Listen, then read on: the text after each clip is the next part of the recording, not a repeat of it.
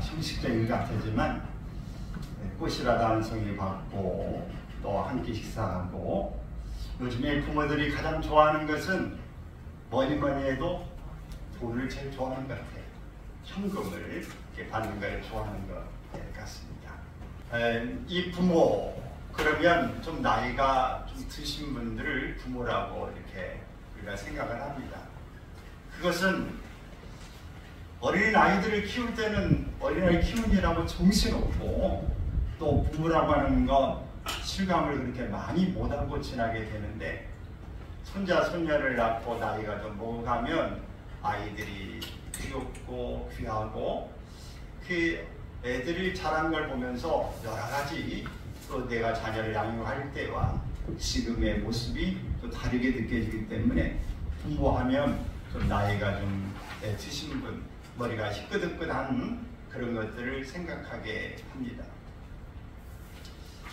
유엔의 이 기준에 보면 초고령 사회란 65세 인구가 비율이 20% 이상이 되면 초고령 사회라, 이렇게 유엔에서 말하는 것은 그렇습니다. 노인들이 많아지다 보니까 오래 살고 또 노인이 되면서 우리나라 경제 이 발전해 나가는 과정에 많은 저축을 이렇게 해놓지 못하다 보니까 여러 가지 이 삶이 어려운 사람들, 경제적으로 완전 독립이 못된 분들이 상당히 많이 있는 것 같아요. 그런 것뿐만 아니라 자녀들이 나이를 먹었어도 캥거루족이라고 하는 거 혹시 들어보셨나요? 캥거루는 좀 상당히 새끼가 커도 어떤 문제가 있고 그러면 캥거루 품 안에 쏙 들어가서 이렇게 꼭 이렇게 안고 뛰기도 하고 그렇습니다. 그래서 나이가 많이 먹어도 30대, 40대, 어떤 데는 50대까지 이게 먹어도 부모 그늘에서 자라는 자식이 있는 걸 캥거루족이라고 합니다.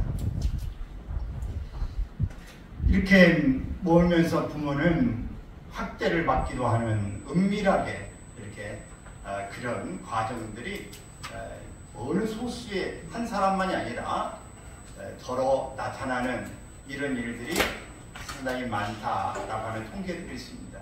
참 안타까운 일이죠. 이럴 때 우리는 이 성경 가운데에 부모를 공경하라고 하는 하나님의 말씀을 우리가 다시 한번 상기해 보면서, 우리가 살았던 때의 부모를 기억하고 이미 세상에 안 계셔도 그 부모님 앞에 우리가 어떻게 살았는가를 돌아보면서, 또 내 자신이 부모로서 어떻게 살아야 될 것인가라고 하는 두 가지 면을 함께 보기를 원합니다.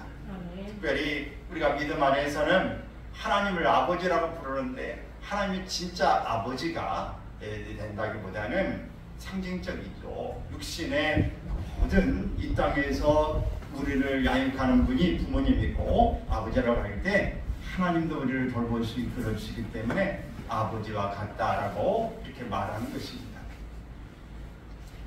이런 하나님을 우리가 아버지로 섬기면서 잘 나는 하나님 앞에 효도를 하고 사는 것입니다.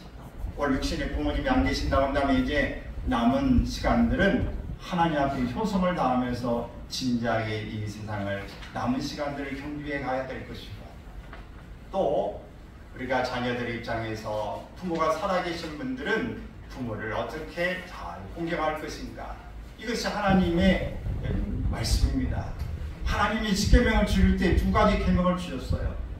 사람이 하나님을 어떻게 섬겨하는가 하는 문제를 1계명에서 4계명을 주셨고, 5계명에서 10계명까지 이른 것은 인간과 인간의 관계에 대해서 어떻게 우리가 살아야 될 것인가를 문제를 말씀하고 있는데, 오늘 사람과 사람의 이 관계 가운데서 나타나는 이 모든 일 가운데 살인하지 말라, 간음하지 말라, 도둑질하지 말라, 위증하지 말라, 이런 말보다도 가장 먼저 나타나는 것이 내 부모를 존경하라 라고 하는 것이 인간 세상 가운데, 인간 가운데에 가장 먼저 하나님 주시는 기준 계명인 것입니다.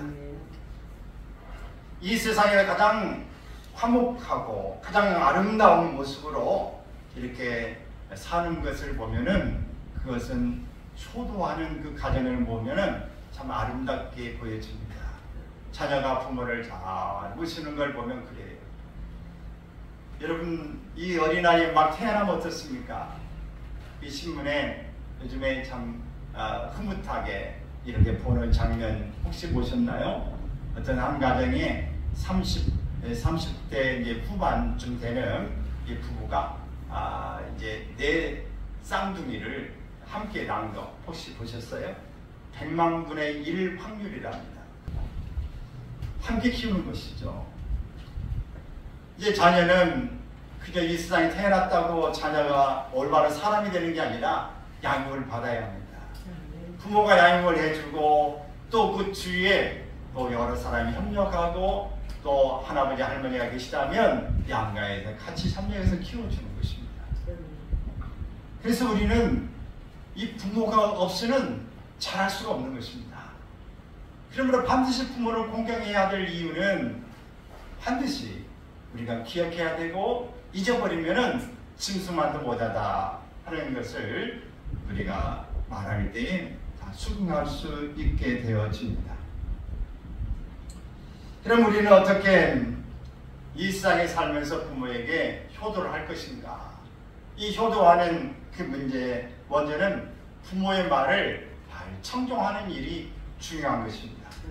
22절 말씀을 보면은 너를 낳은 아비에게 청종하고 내 늙은어미를 경히 여기지 말지니라. 잠언 1장 8절에도 내 아들아 내 아비의 훈계를 들으며 내 어미의 법을 떠나지 말라 이렇게 권면합니다. 부모의 말씀을 청종하지 않는다면 그 사람은 순종의 삶을 살지 않고 있는 것입니다. 바울 사도는 에베소서 6장 1절에서 자녀들아 주 안에서 너희 부모에게 순종하라 이것이 옳으니라 라고 말씀했어요. 여기서 이것이 옳다라는 것은 당연한 자연의 법칙이다 하는 것입니다. 인간으로서 마땅히 해야 될 것이 부모 공경인 효도라고 하는 것입니다. 본래 순종이라는 단어는 밑에서 듣는다라는 뜻이에요. 부모님이 말씀하실 때 밑에서 자녀가 듣는 것이 순종이라고 합니다. 겸손한 마음으로 듣고 그대로 행하는 것입니다. 내 마음대로 생각해서 따라가는 것이 아니라 말씀하시는 대로 듣고 행하는 것이 순종이다. 존경을 겸한 마음에서 따르는 것이 순종입니다. 시작. 존경을 겸한 마음에서 따르는 것이 순종이다. 비굴하게 욕하면서 따르는 것, 이것을 굴종이라고 합니다. 원치 않지만 억지로 따르는 것은 복종이라고 합니다. 그러나 순종은 내가 선택하고 자원하는 마음으로 말씀을 듣고 따르는 것입니다. 그래서 굴종이냐 복종이냐 순종이냐, 여러분 우리는 다 순종하라고 하는 말씀을 기억하기를 바랍니다. 신명기 21장 18절 21절에 보면은 자식이 완악하고 패역하여 부모의 말에 순종하지 않고 징계하여도 듣지 않고 술에 잠긴 자이거든 끌어내어 돌로 치라. 잠언 30장 27절에도 시작. 아비를 조롱하며 어미 순종하기를 싫어하는 자의 눈은 골짜기에 까마귀에게 끼이고 독수리 새끼에게 먹히리라. 우리는 주님께 순종하는 것처럼 순종해야 합니다. 에레미야 35장에 나오는 네갑 족속은 그의 조상 요나단의 가르침에 철저하게 순종했습니다. 그래 그들은 좋은 집도 짓지 않고 그들이 먹고 싶은 포도주도 먹지 않고 독주도 입에 대지 않았어요. 그건 요나단이 그렇게 하라고 했기 때문에 그렇습니다. 절제된 생활, 농경 생활을 금하고 유목 생활을 하라고 하는 순례자의 삶, 집을 짓지 말고 장막에서 생활하라고 하는 안일한 삶을 거절하라는 가르침에 순종하면서 하나님의 말씀에 축복을 받았습니다.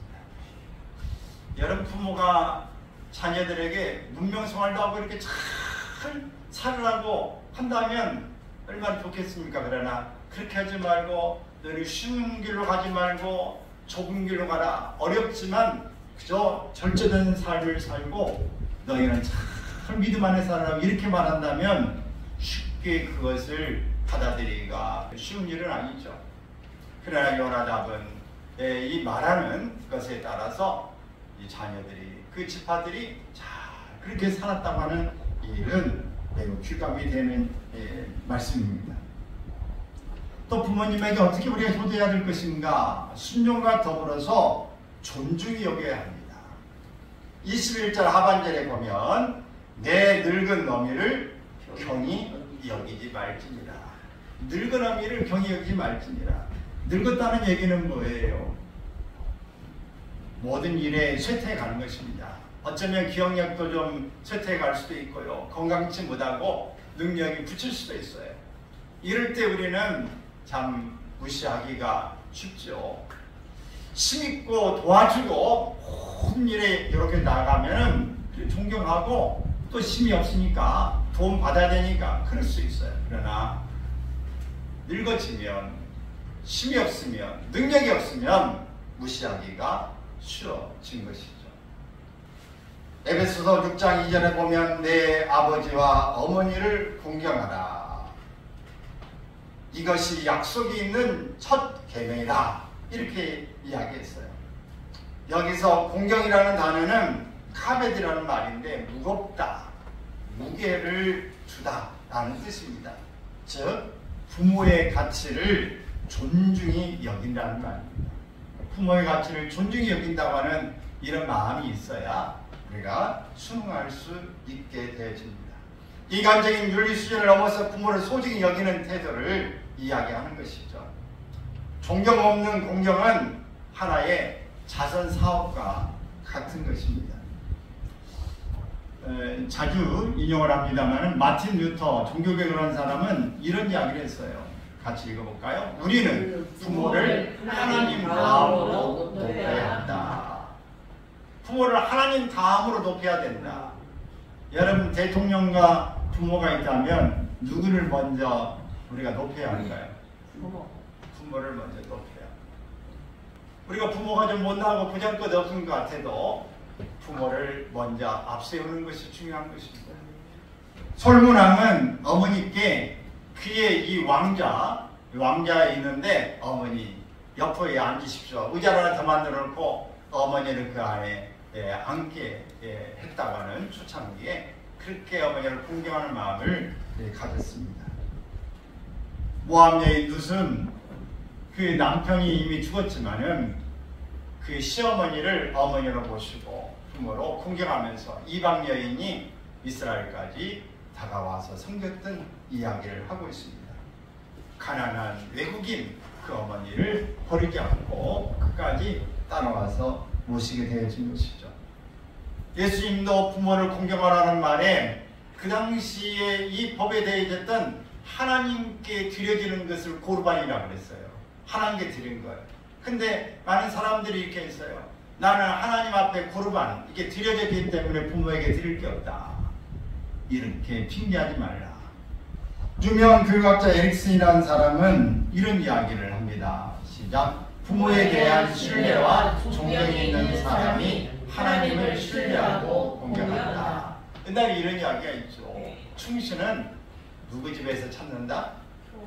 효자 집에서 찾는다. 효도를 잘 하고 있느냐 아느냐에 따라서 효도를 잘하는 사람이 왕에게도 충성을 하게 된다라고 하는 것입니다.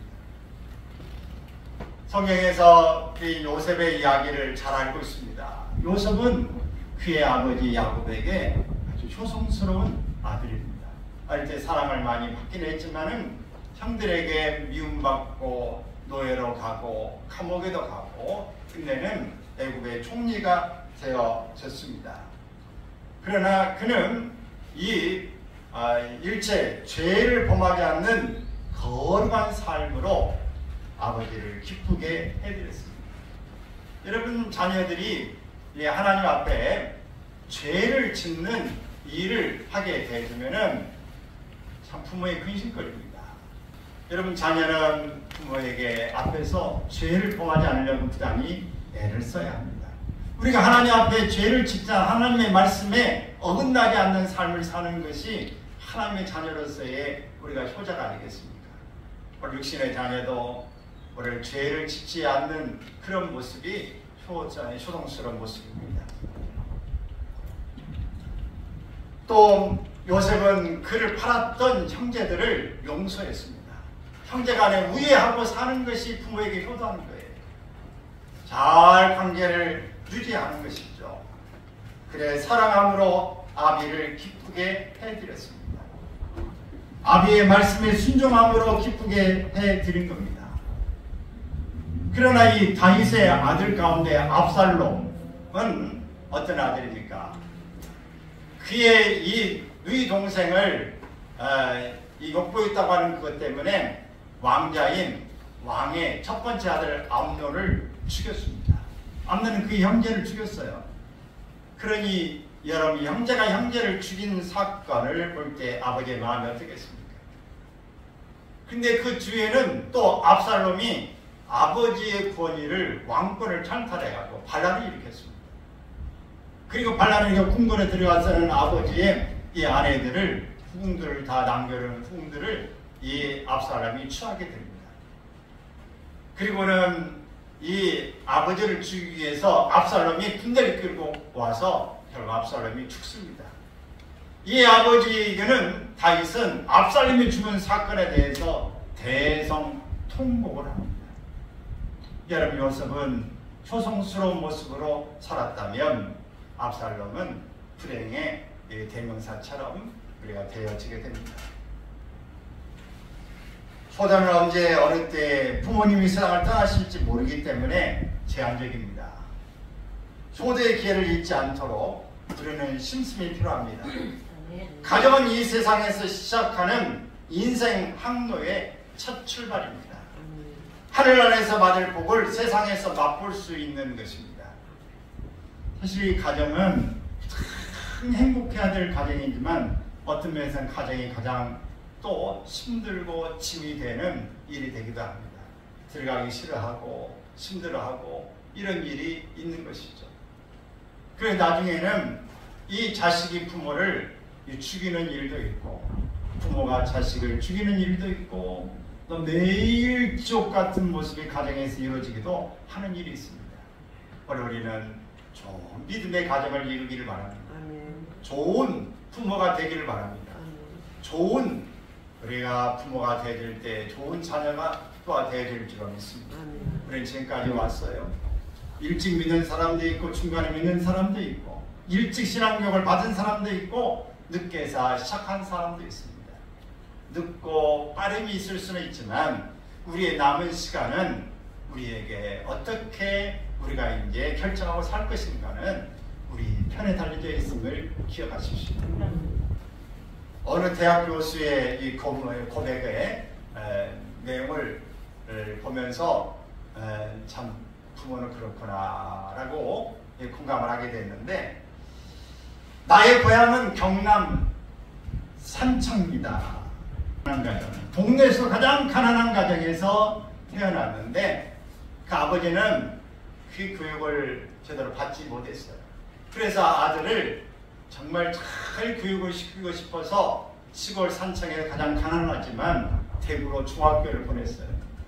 대구로 유학을 보냈는데 1학년 이 성적표를 가지고 왔는데 68명의 학생 중에서 성적이 68등인 거예요.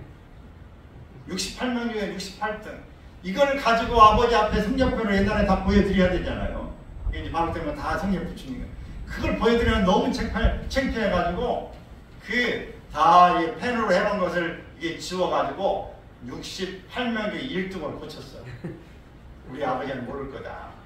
그러니까 동네 사람들이 이제 물어봐요. 아유, 자네 아들 대구 와서 공부했는데 어떻게 공부 잘했어? 잘했지? 다 물어보니까 모르지. 이번에는 1등 했지만 앞으로 두고 봐야지. 그러니까 동네 사람들이 아이고 그러면은 책거리 해야지. 옛날에는 다 모여면 책거리 하지 않습니까? 책거리 해야지. 1등도 하고 공부 잘하는 자식을 줬는데, 근데 그 이야기를 듣고는 아들은 이제 목욕을 하고, 내가 옛날에는 뭐 못한 게 없지 않습니까? 다 강가에 가서 이렇게 씻고 들어왔더니 이 집에서 보물 1호인 돼지를 잡은 거예요.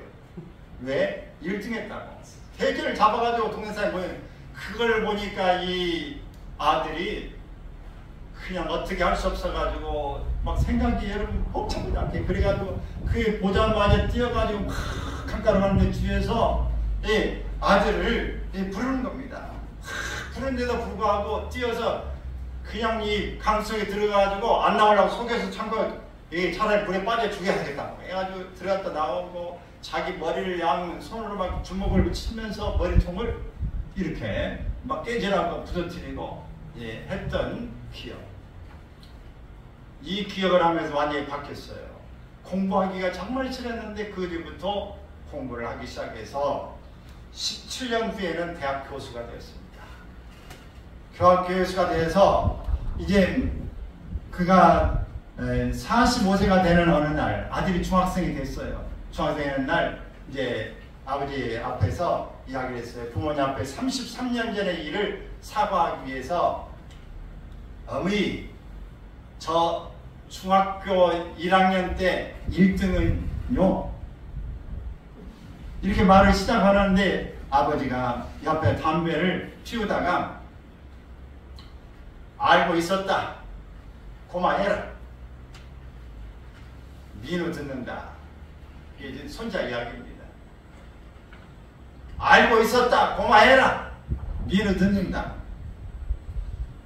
자식의 유주한 성적을 알고도 재산 목록 1호인 돼지를 잡아 잔치를 하신 부모님의 마음을 박사이고 또 교수이고 대학 총장인 나날이도 감히 알 수가 없다. 전 경북대 총장 박찬석 씨의 이야기입니다. 많이 배우고 많이 안 배운 거 아니라 부모는 보면 알아요. 이놈이 진짜인지 아닌지. 그러나 그냥 알면서도 모르게 모른 척 해주는 것입니다. 부모의 마음을 아직도 잘 모르겠다. 아버지의 마음, 어머니의 마음, 위대한 한국의 부흥사들의 한결같은 그 과정들을 보면 그 어머니가 새벽 기도와 저녁 철야 기도를 빠지지 않았고 모든 집회 때마다 늘 울면서 기도했다고 하는 그 뒷받침이 있음을 늘 이야기합니다. 세계 기독교 신학의 아버지 아우구스티누스 이분의 모니카 어머니도 세 자녀를 키울 때에 늘 기도했던 그런 모습의 있음을 고백합니다.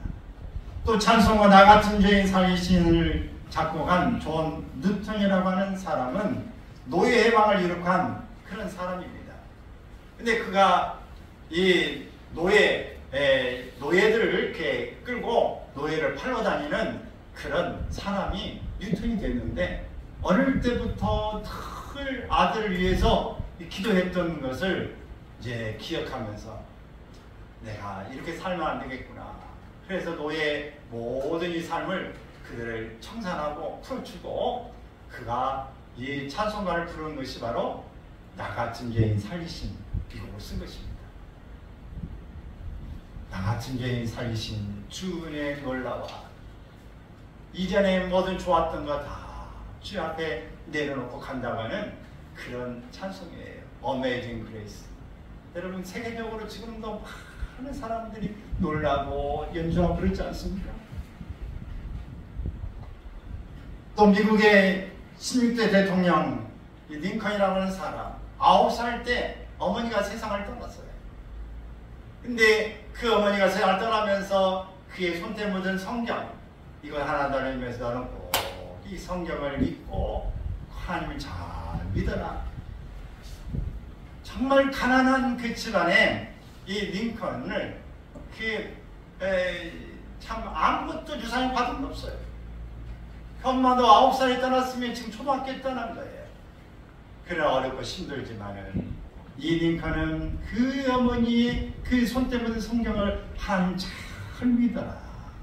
하나님의 말씀을 잘 읽고 살으라고 하는 이 말씀을 기억하면서 그는 노예 해방을 이렇게 하면서 위대한 그런 대통령이 된 것입니다.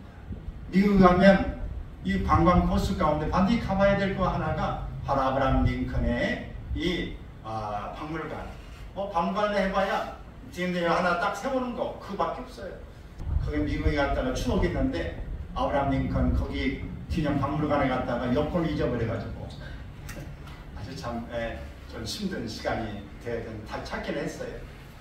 그러나 잊어버렸다고 한참 가다가 다시 돌아와서 찾은 기억이 있는데, 여러분 이렇게 위대한 인물 속에는 위대한 어머니의 기도가 있어요. 그 아버지가 죄가 있어요. 부모가 없이 그 위대하게 믿음으로 보여주는 삶이 없이는 그 위대한 자녀가 탄생할 수 없는 것입니다.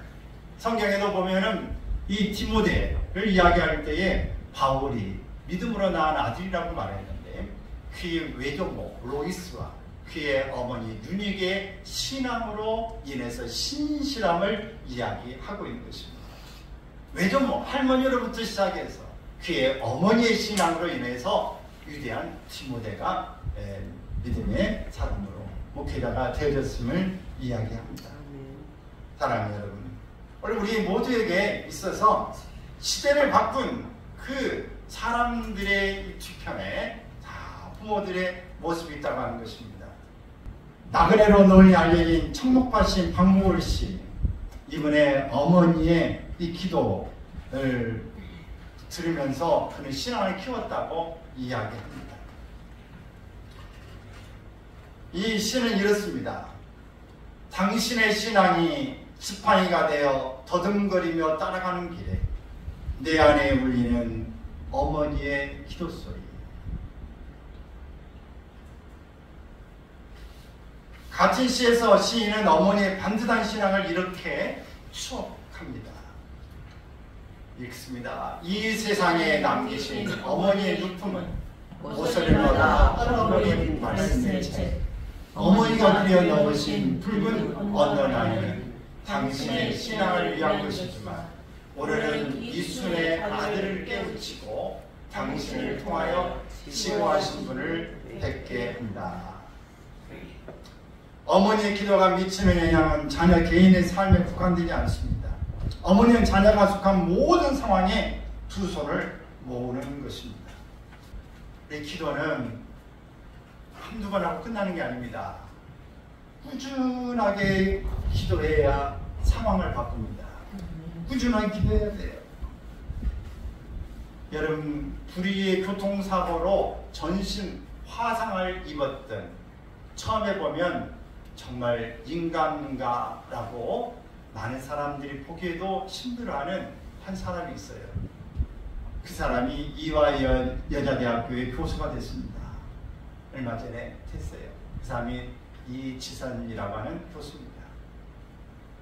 정말 아름다운 그런 청년이었는데 교통사고를 갑자기 누가 이렇게 차를 부딪히면서 화재가 이 차에 나오면서 화상을 입게 돼서 수많이 얼굴을 손댔어요. 그리고 포기할 수 있었던 그런 일인데 그의 어머니가 중환자실에 있는 이선 이 교수를 향해서 혼자도 밥을 못 먹으니까 떠먹여주면서 밥 한 숟가락 떠줄 때마다 기도하는 어머니의 모습을 보면서 그는 생을 포기하려는 뜻을 꺾었다고 합니다. 그의 어머니가 뭐라고 기도했는가? 이 밥이 지선이의 살과 피부가 되게 해주세요. 이 교수가 여러 매체에서 언급한 당시 어머니의 기도입니다. 이 밥이 지선이의 살과 피부가 되게 해주세요. 결코 이 부모는 포기하지 않습니다. 여성 기독교의 마마클럽의 대표인 조금엽 부산 영양교회의 권사는 어머니의 기도는 세 가지 특성을 가지고 있다 이야기했어요. 절대 포기하지 않는다. 물러서지 않는다. 절망하지 않는다. 따라서 해볼까요?